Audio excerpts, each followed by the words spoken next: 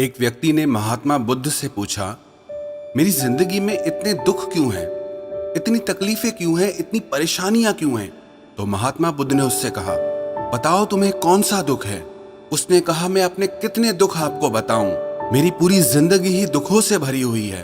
जो मेरे रिश्ते हैं उन रिश्तों से भी मैं दुखी हूँ और मेरे शरीर में भी बीमारियां होती रहती है। एक के पीछे एक दुख लगा ही रहता है। तो उस व्यक्ति ने कहा, ना मैं अपने रिश्तों से खुश हूँ, ना अपने परिवार से खुश हूँ, ना अपने मन से खुश हूँ और ना ही अपनी जिंदगी से खुश हूँ। लगता है ऐसी जिंदगी से अच्छा है कि मैं मर जाऊं, कोई मतलब ही नहीं जीने का।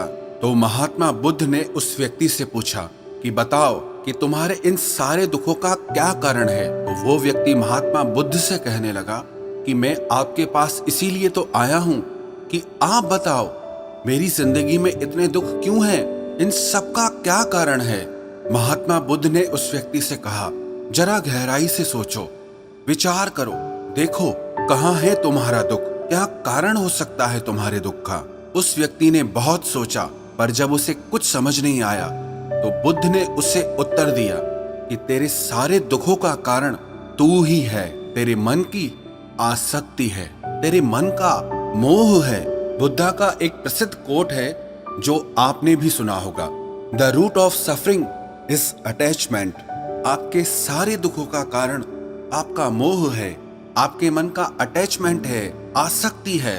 तो उस व्यक्ति ने बुद्ध से कहा कि मैं समझा नहीं कि मेरे मन का मोह हर दुख का कारण कैसे हो सकता है। तो महात्मा बुद्ध ने उसे 3 छोटी छोटी कहानियां सुनाई। पहली कहानी, एक व्यक्ति पेड़ से चिपक कर चिल्ला रहा था कि कोई मुझे बचाओ, कोई मुझे इस पेड़ से छुड़ाओ, इस पेड़ ने मुझे पकड़ लिया है। तो वहां से एक गुरु और शिष्य गुजरे। उस शिष्य ने अपने गुरु से कहा कि गुरुदेव, इस आदमी की मदद करनी चाहिए, ये इस पेड़ से चिपक गया है, इसे छुड़ाना चाहिए। तो उसके गुरु ने अपने शिष्य से कहा कि इसकी मदद कोई नहीं कर सकता। तो वो शिष्य हैरान होकर पूछने लगा कि ऐसा क्या है कि इसकी कोई मदद नहीं कर सकता। तो गुरु ने कहा कि इस व्यक्ति ने खुद ही पेड़ को पकड़ लिया है और जिस इंसान ने खुद किसी चीज को पकड़ा हुआ है उसे कौन छुड़ा सकता है, उसे कौन बचा सकता है।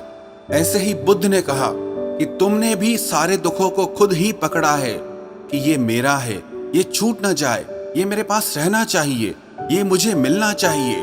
और तेरे सारे दुखों का कारण ये मैं और मेरे का बंधन है। फिर बुद्ध ने उसे दूसरी कहानी सुनाई कि जैसे एक मकड़ी वो खुद ही जाला बुनती है और जाला बुनते बुनते एक दिन ऐसा आता है कि वो उस जाले में खुद ही फंस जाती है। वो चाह कर भी उस जाले से बाहर नहीं निकल पाती है।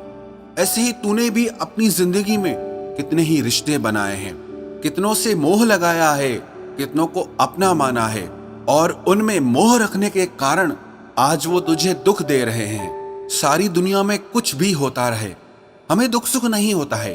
हमें दुख सुख कब होता है? जब हमारे अपने के साथ कुछ होता है या हमारा अपना हमारे साथ कुछ करता है। फिर महात्मा बुद्ध ने उसे तीसरी कहानी सुनाई कि शहद से भरे एक पात्र में एक उड़ती हुई मक्खी घुस जाती है।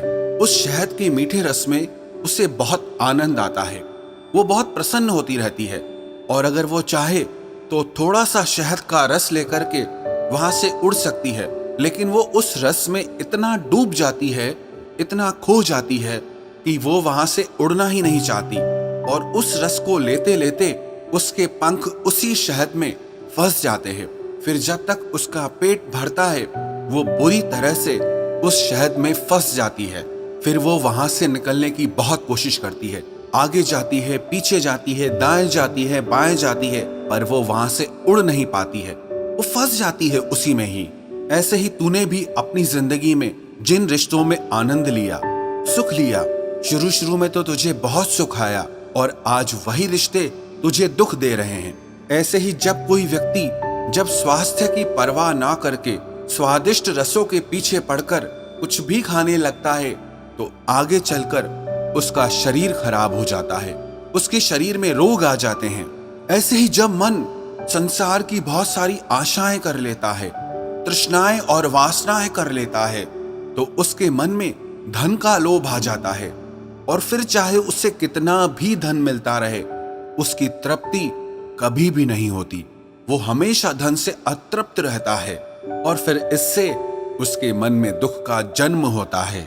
फिर उस व्यक्ति को एहसास हुआ कि महात्मा बुद्ध बिल्कुल सही कह रहे हैं। यही वजह है मेरे सारे दुखों की। मेरे सारे दुख मेरी ही वजह से पैदा हुए हैं, मेरे ही मन के मोह से, अटैचमेंट से पैदा हुए हैं। फिर उसने महात्मा बुद्ध से दूसरा प्रश्न किया कि आपने मुझे कारण तो बता दिया, अब मुझे इसका उपाय भी बताइए। महात्मा बुद्ध ने कहा, अगर तुम सारे दुखों से पार होना चाहते हो तो अपने मन को मोह और वासनाओं से ऊपर उठाकर प्रेम और संतोष से भर दो, क्योंकि जिसके हृदय में प्रेम और संतोष का दिया जल गया, उसके मन से मोह और वासनाओं से जन्मे हुए दुख का सारा अंधकार ही दूर हो जाता है। हालांकि ये बात कहने में बहुत आसान है, लेकिन करना बहुत मुश्किल है। लेकिन जो भी व्यक्ति महात्मा बुद्ध के इस उपदेश को समझ गया ना, वो सारे दुखों से पार हो जाएगा। यही कहानी हमारे भी जीवन की है। हम खुद ही रिश्ते जोड़ते हैं और बाद में खुद ही रोते रहते हैं। हम खुद ही प्रेम बढ़ाते हैं और बाद में खुद ही दुख पाते हैं। हम जिनके पीछे मेरा मेरा करके मरते रहते हैं, आखिर में वही लोग हमें सबसे ज्यादा दुख पहुंचाते हैं, हमारा दिल दुखाते हैं।